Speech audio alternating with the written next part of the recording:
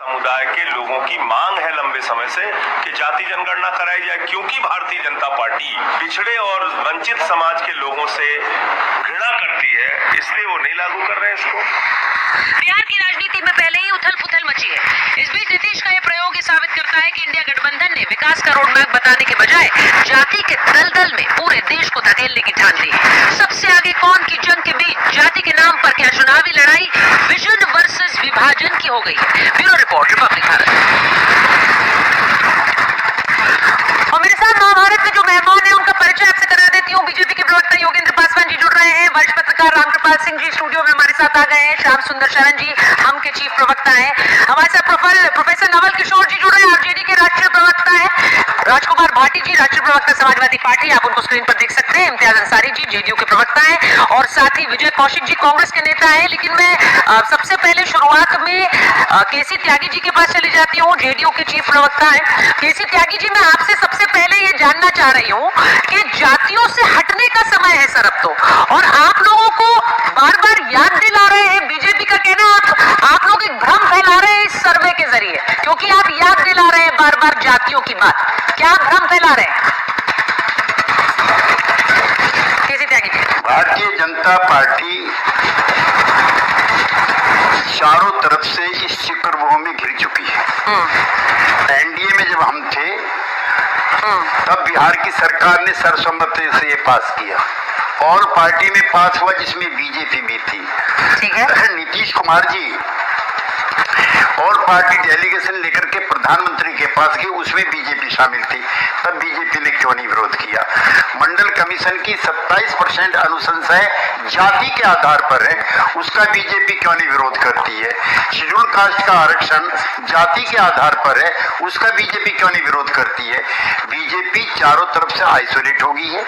उसके जितने भी सहयोगी संगठन हैं, चाहे रामविलास की पार्टी हो, चाहे अनुप्रिया पटेल की हो, चाहे अठावले गुट हो, चाहे राजभर का गुट हो, चाहे अजीत पवार की पार्टी हो, चाहे जीतन राम मांझी की हो, चाहे शिवसेना का शिंदे गुट हो, सभी दलों ने एक तरफा मांग की है कि जातिगत जनगणना होनी चाहिए। ठीक है। इंडिया के अंदर सभी घटक दलों ने डिमांड की है जातिगत जनगणना होनी चाहिए।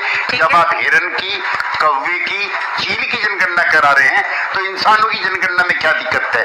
आजादी के 75 साल के बाद क्या देश के गरीब लोगों को, वंचित लोगों को जानने का अधिकार नहीं है कि 75 वर्षों में जो योजनाएं बनी थी उसके वो लाभार्थी हैं या नहीं?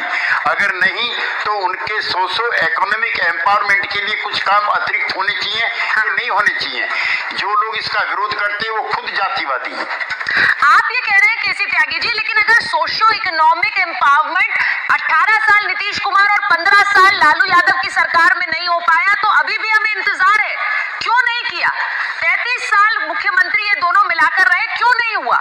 इन 15 और 18 सालों में उन्होंने ये किया कि पहले लालू जी और नीतीश कुमार, और कल को भी जो मुख्यमंत्री बनेगा वो इन्हीं वंचित वर्गों का बनेगा। ये क्या बनेगा?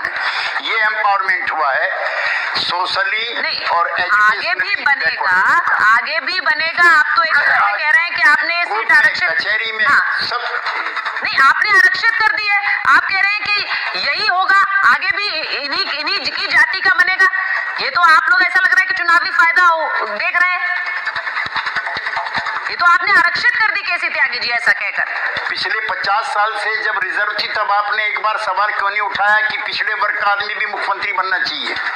मैं आपसे पूछना चाहता हूँ। तो जाति में बांटकर देखा ही क्यों भाई साहब? आपकी आंखों में चुभता है, जब क्यों चुभेगा? बैठते हो तब तो हम सवाल नहीं उठाते। हाँ, आप कह रहे हैं, आप ये बोल रहे हैं कि इस जाति का बने, मैं कह रही हूँ आप देखना ही क्यों चाहते हैं इसे?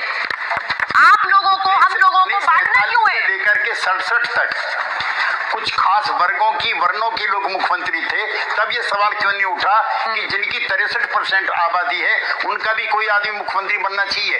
जब इन वीकर सेक्शन के लोग मुख्यमंत्री बनते हैं तो कुछ लोगों को ऐतराज होता है।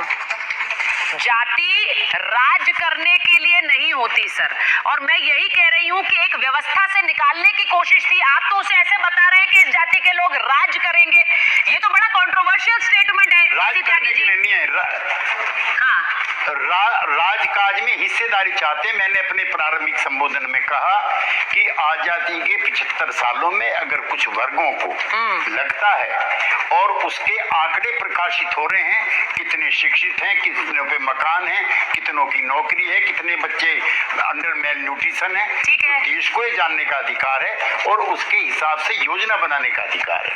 जातिवादी होने का आरोप उन लोगों ने लगाया, हमने नहीं लगाया। लेकिन हम चाहते हैं कि चौबे जी और गिरिराज सिंह जी यही भाषा बोलते रहें। हाँ। वो भारतीय जनता पार्टी का इतना अहित करेंगे, ये भारतीय जनता पार्टी को पता नहीं है। सर, अभी